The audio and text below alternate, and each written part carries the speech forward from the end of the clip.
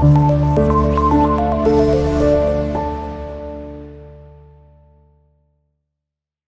Students, अब हम लोग इस पैसेज के कुछ डिफिकल्ट वर्ड्स एंड मीनिंग्स पे वर्कअप करेंगे. As you can see I have mentioned the difficult words on the boards. Okay class, हमारा पहला वर्ड जैसे आप देख सकते हो वो है कंगील्ड ब्लड. कंगील्ड ब्लड बेसिकली क्या होता है? एक टाइप ऑफ ब्लड ही है, बट जो हमने टर्म यूज़ किया किस तरह का ब्लड होगा, ये बेसिकली जमा हुआ खून होता है जिसे हम कहते हैं. ठीक है, जमा हुआ खून का कोई क्लॉट होना, कोई लोथड़ा होना, उसको कहा जाता है कंगील्ड ब्लड. तो इसका सिनोनिम क्या होगा? Firm blood. क्या सिनोनिम होगा इसका? Firm blood.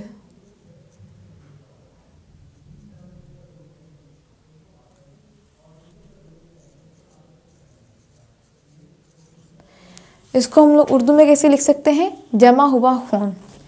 ओके क्लास, क्या लिखेंगे हम इसको?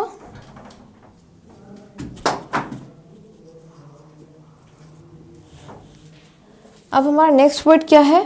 प्रोफाउंड. क्या वर्ड है? प्रोफाउंड. तो प्रोफाउंड का मीनिंग क्या होता है? डीप होना, कोई बहुत गहरी चीज़ होना, कुछ डीपनेस होना किसी चीज़ में. तो प्रोफाउंड का सिनोनिम क्या होगा? डीप.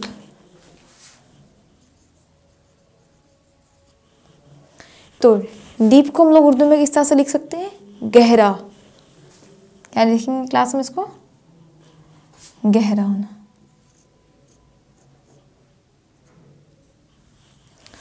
ठीक हो गया. The next word that is mention is compassion.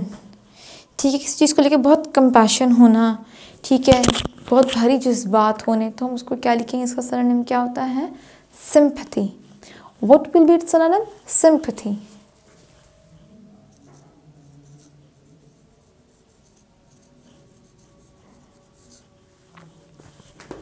ठीक हो गया. अब सिंपैथी को हम लोग उर्दू में क्या कहते हैं? सिंपैथी होना, किसी से हमदर्दी होना, गहरे जज्बात का इजहार करना किसी से. अब वो जज्बात दुख के भी हो सकते हैं. सिंपैथी बेसिकली हम ज़्यादातर किसी के साथ किसी की मुश्किलात को देखते हुए उससे हमदर्दी करना, उसकी मुश्किल में उसका साथ देना, अपने जज्बात का इजहार करते हुए करते हैं. तो सिंपैथी का उर्दू में मायने होता है हमदर्दी.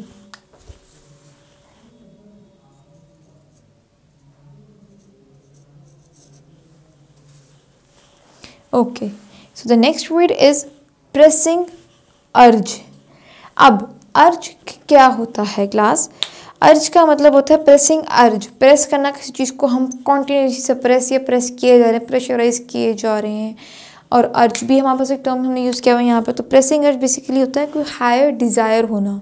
ठीक है, बहुत ज़्यादा गहरी ख्वाहिश होना, बड़ी ख्वाहिश होना, एक चीज़ की तमन्ना होना हमें. तो हम इसका क्या लिखेंगे? High desire.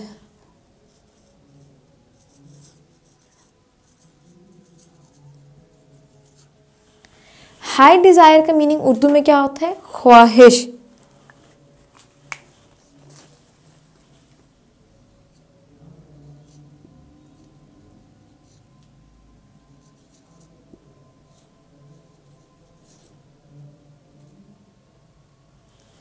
High desire Mayani ज़बरदस्ती ख्वाहिश करना किसी चीज़ को लेके. अब next word is class eradicate.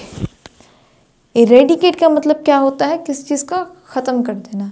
ठीक है, टू रिमूव दैट थिंग. उसका एक हमें 0.5% उस चीज़ का नाम मिले. तो इरेडिकेट का मीनिंग क्या होगा? To remove something.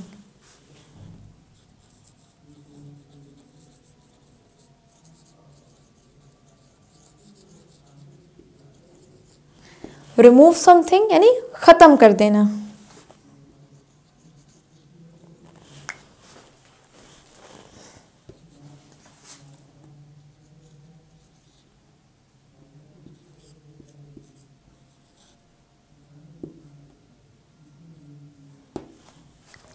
ठीक हो गया क्लास. नेक्स्ट वर्ड इज बेस्ट स्टोर्ड विद.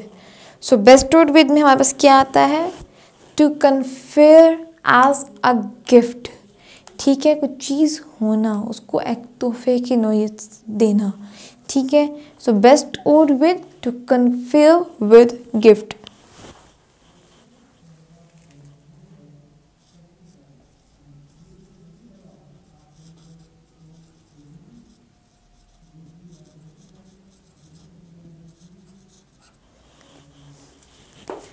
अब बेस्टोड का मायने जो हमने लिखा सिनोनिम कन्फेयर विद गिफ्ट, हमने यहाँ पर सेंटेंस में भी यूज़ किया था हमारे पास बेस्टोड विद को कि नबी करीम सल्लल्लाहु अलैहि वसल्लम को जिसे मेंशन किया गया, उनको बेस्टोड किया गया, उनको नबूवत की गई उनके ऊपर, तो ये उनके लिए बहुत कीमती उनका तोहफ़ा आप समझ लें जो किया गया था उनके साथ साथ हमारी उम्मत पे, हम सब लोगों पे।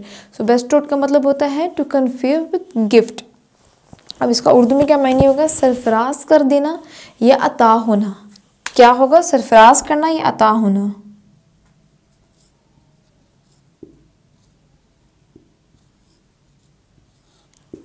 सरफराज करना या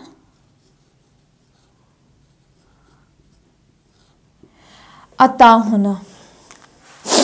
okay, the last word is bountiful. So bountiful का मतलब होता है क्लास जेनरस, यानी बहुत जेनरस होना, किसी चीज़ को लेके बहुत रहीम और करीम होना। ठीक है क्लास, सो बाउंटीफुल का मायने क्या होगा? सिनोनिम क्या होगा हमारे पास? जेनरस।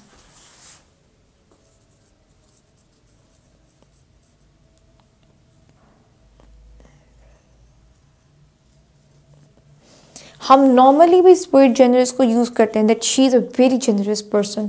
जब हम किसी को कॉम्प्लीमेंट करते हैं ना, जब किसी की तारीफ़ करते हैं तब भी हम वर्ड यूज़ करते हैं ना जेनरस।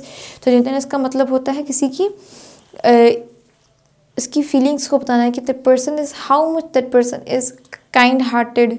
ठीक है, उसकी उस फील को, उसकी उस पर्सनालिटी को एनहांस से बताना। ठीक है, तो जेनरस का मतलब क्या होगा उर्दू में? करीम। ठीक है क्लास।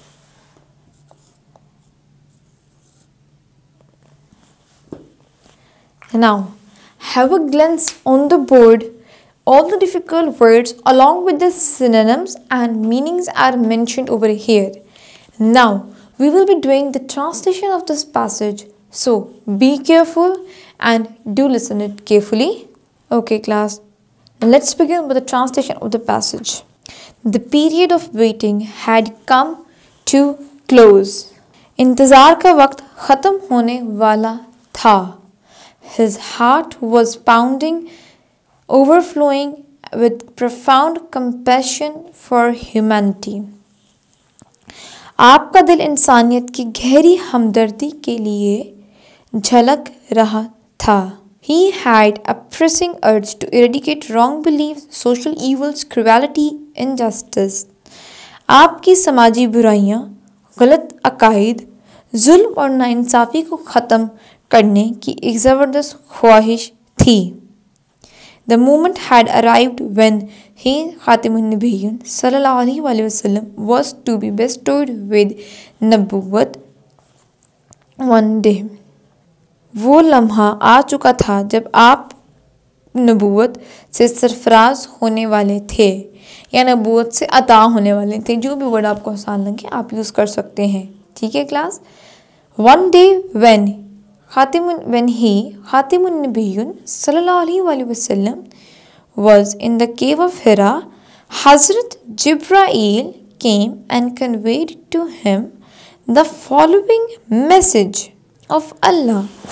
एक दिन जब आप गारे हिरा में थे, हज़रत जिब्राईल अलैहिस्सलाम तशरीफ़ लाए और आप तक अल्लाह ताला का पैगाम पहुँचाया.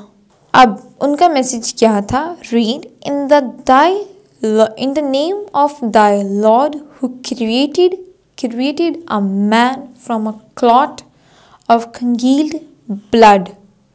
पढ़ अपने रब के नाम से जिसने पैदा किया इंसान को जमे हुए खून से. पढ़ और आपका रब बड़ा करीम है जिसने कलम के ज़रिए इल्म सिखाया और इंसान को वो कुछ सिखाया जो वो नहीं जानना चाहता था. So class, this was the translation of the passage number 6. Now let's begin with the passage number 6. That is, अब हम इसकी रीडिंग करते हैं पहले. The revelation of the divine message which continued for the next 23 years had begun and Rasulullah sallallahu alaihi wasallam had arisen to proclaim the oneness of Allah subhanahu wa ta'ala, Tawheed, and the unity of mankind. His Khatimun Nabiyyin sallallahu alaihi wasallam mission was to destroy the nexus of superstition ignorance and disbelief, and set up a noble conception of life and led mankind to the light of faith and divine bliss. So class, firstly हम इसके word meanings देख लेते हैं कि इसके difficult words उनके meanings क्या होंगे, फिर हम इसकी ट्रांसलेशन को करते हैं.